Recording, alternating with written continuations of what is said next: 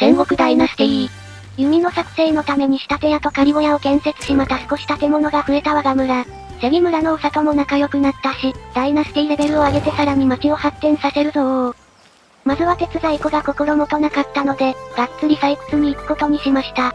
鉄のツルハシと松明の材料となる枝と藁をたっぷり持ってしっかり準備。街道整備で拾った石復活しそうとコメントをいただき、ビビりつつリスポーンしてないか確認中。とりあえず開村1年経ったけど、石は復活してなさそうでよかったぜ。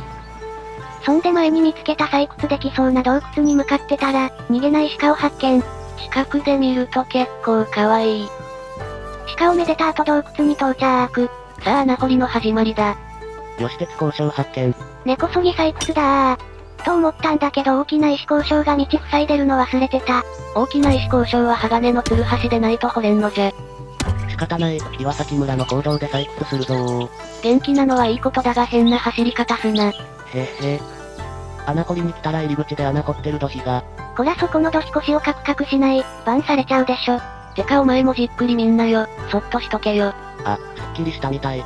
こらこら。などと若干寄り道をしつつも鉄鉱石のため穴掘り再開。お、鉄鉱石発見。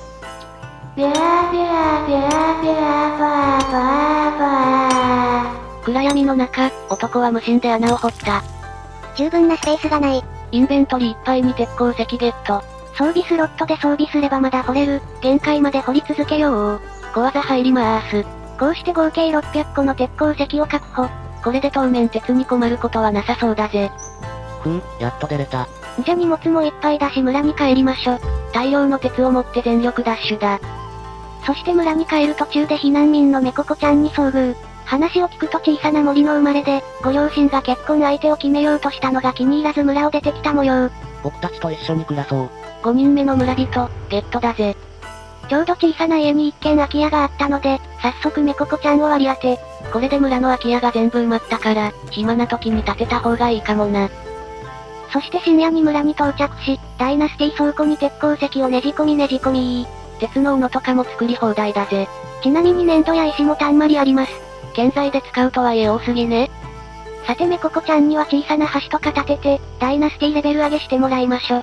建材持って建設予定地に出発。手頃な小さな橋の建設場所がないかと、川沿いを走ってたら鉄鉱石加工所の建設地を発見。今鉄鉱石掘りまくってきたばかりなのになんか間が悪いな。で建設作業所建てようとしたんだけど建てれる場所がわからぬ。おい。そんなわけでこれまだ未実装と勘違いして一旦断念。交渉らしきものはあるので多分建てれそう。建築可能判定変なところでシビアなんだよな。明るい時にまた試しましょ。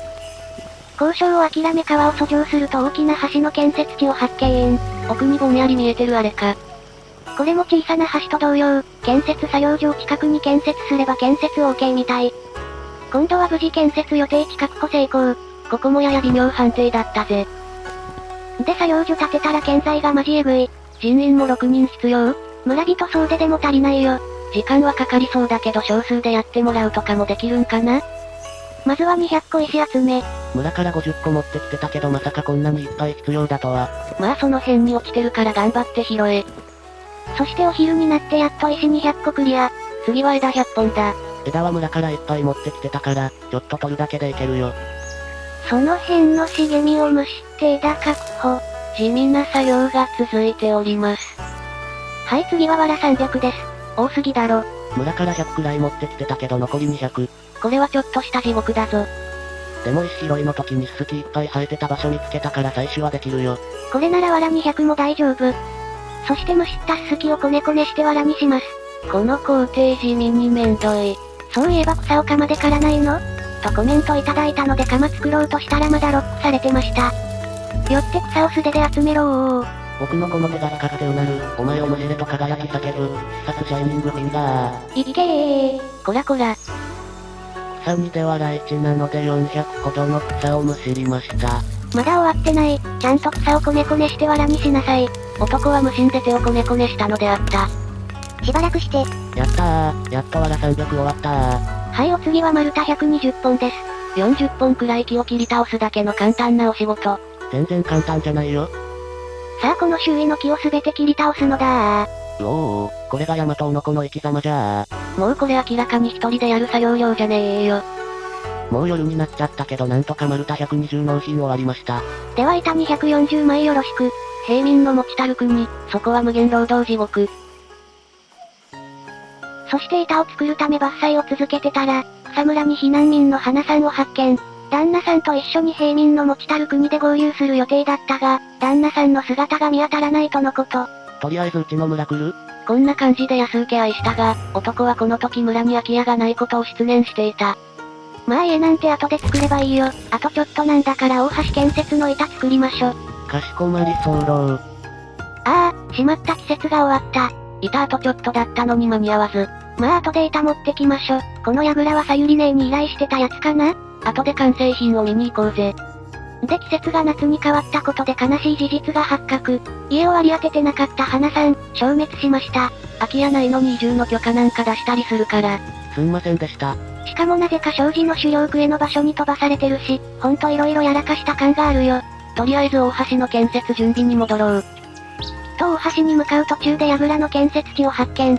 さゆり姉が櫓作り終わったところだし、今度はこっちの関村の櫓作ってもらおうかな。とはいえ長時間の資材集めで心が折れ始めたので、資材は村にあるの持ってくることにしました。ここからさらに数百単位の資材集めは辛いぜ。そんなわけで一旦村に戻ったので、今までよりちょっと大きい普通の家をついでに建設。花さん消滅の失敗は繰り返してはいかんのだ。丸太はいっぱい持って帰ってきたので、板材も一気に大量生産。作業台の方が枚数多くなるから効率が全然違うな。はいトントントンひのの2トン。新築のお家に気分も上々。僕この家ができたら結婚するんだ。はぁ、新たなフラグか？いろりなどの内装も完成して無事新築の普通の家、完成。ほうほう、小さな家より2畳くらい広そうな家になったな。わーいわーい、この家は僕が使って、古い家は次の避難民が来たら使ってもらうよ。鳥間新築に住めるぞ、よかったな。ではさゆり姉これからはこの家で一緒に暮らそう。この家一応二人住めるけどさゆり姉の同意は？村人の家の割り当ては村長っぽい立ち位置の僕に一任されてるから、さゆり姉に拒否権はないよ。うわこいつサイコパスだよ絶対。この村の掟はこのサイコパスが握っております。トウシチ君、今日から君のお姉さんと一緒に暮らすよ。いやトウシチもそんなこと言われても困るよ。ごめんアコちゃん、君とは一緒に暮らせないんだ。アコちゃん好きな人を取られた負けヒロインみたいな扱いしてるけど、多分元からお前に興味ないからな。そんなそして引っ越しのため荷物を片付け、してたら大量の鉄鉱石をしまってたことを思い出す。今回鉄鉱石掘りに行ったの意味ねえじゃねえか。やっちまったよ。糸かなし。家の前に明かりもつけて暮らすのに不便ない感じになりました。もうちょっとこじゃれたインテリアが欲しい。からちよじょちゃんの家から持ってこよ。深夜の足軽、ナチュラルに窃盗。さゆり姉との結婚祝いってことでいただきます。こらこら、サイコパスが暴走しておる。そしてインテリアを飾ろうとしたらさゆり姉が帰宅して寝そべってた。村の掟とはいえこんな奴と暮らすことになっちまってなんかすまんな。さゆり姉不審者が横にいても割れ関せずでリラックスしてる模様。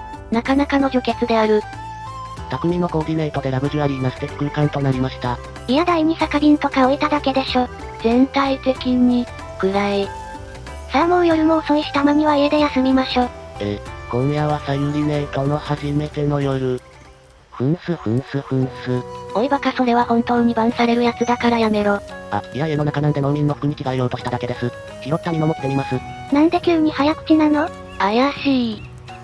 そして始まる深夜のファッションショー。もう夜なんだから寝ろ。どうこのポーズ、足長く見えない？まだやってたの？そろそろ夜が明ける時間だ。日も出て明るくなったので、さゆり姉の建てた櫓を見物。これワンオペで建てたのか、やるなさゆり姉。階段が竹でできてる珍しい建築様式。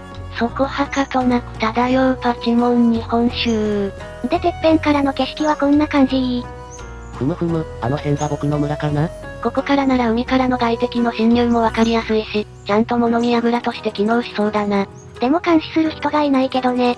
何の役にも立たねえな物見櫓。てかそもそも山登るなら遠くは見えるしね。背の高い建物建てるなら、その分上に山登れって話だ。この後は村に帰っていっぱい鉄斧作って建設の準備。建材準備、よーし。さあダイナスティレベル上げに、特殊建造物の建設だ避難民を探しつつ適当に探索してたら、岩崎村の近くに櫓建設予定地を発見。お、ここにも意味深なハゲおるぞ。この人たちはスピリチュアルなことしか言ってなさそうで、言ってることわかりにくいし正直嫌い。重要なこと言ってたら困るので読み飛ばすのもあれなんだよな。うざ坊主。マルタ以外は大体準備済みなのでサクッと建設。藁は村で干せばすぐ手に入るから、ほんと作業が楽に感じるな。現地調達はマルタだけだね。そうして男は一心不乱に斧を振るった。ああ、せっかく切った丸太が崖の下に。結構高さあるから気をつけて拾え。あだー、足くじいた。これ言わんこっちゃない。で無事建材も集め終わり、建設担当にさゆりねをアサイン。ワンオペ櫓建設が終わると何が始まるかって？そうワンオペ櫓建設が始まるのさ。村に帰るついでに岩崎村に寄り道いい。領主の娘さん近くで見ると結構年いってるね。見た目を偉人な失礼だぞ。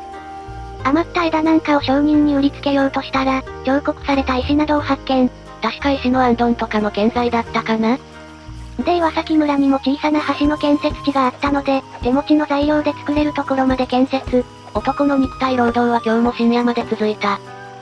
家に帰ったらさゆりねが M 字開脚で猛烈アピール。うろー、疲れが吹っ飛んだよ。いや勘違いすんな、さゆりねの目線は酒瓶だ。では夜勤残業が終わって家で一人焼肉しながら今回はここまで。面白かった、続きが見たいと思っていただけたら、チャンネル登録高評価、よろしくお願いいたします。励みになります。恋愛要素が実装されてないのに勝手に同棲生活を始めたサイコパス。この後どんなうざがらみがさゆりねを待ってるのか？気になる方はチャンネル登録がおすすめなんだぜ。ではまたお会いできることを願って。じゃ、またねー。